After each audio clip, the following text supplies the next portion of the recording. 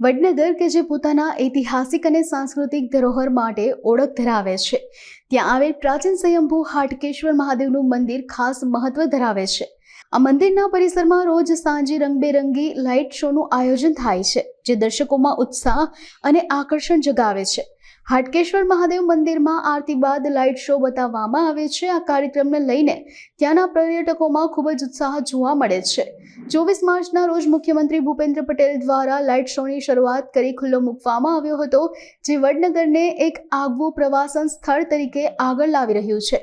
વડનગર હંમેશા અનંત અને અનાદિ ધર્મ અને સંસ્કૃતિની ધરોહર ધરાવતું નગર રહ્યું છે. આ સાવધાને હાટકેશ્વર મહાદેવના દર્શન કરનારા પ્રવાસીઓને એક અદ્વિતીય આધ્યાત્મિક અનુભવ મળે છે. અમે એકચ્યુઅલી રહેતા હતા વડનગરમાં 30 વર્ષથી, પણ પછી શિફ્ટ થઈ ગયા અમે અમારા ગામડે મૂળ વતન ચંદ્રાવતી, પણ અમે હાલ રહીએ છીએ અમદાવાદ.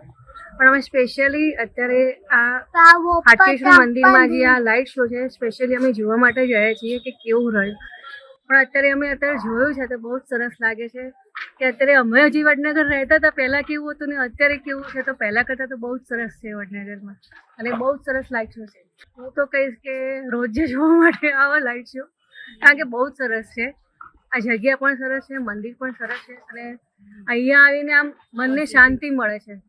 બસ મારું એટલું જ કહેવું છે કે તમે જિંદગીમાં એકવાર તો તમે વડનગરમાં આવીને લાઇટ શો જુઓ ને વડનગરમાં આવીને તમે અહીંયા બધા સ્થળ જુઓ.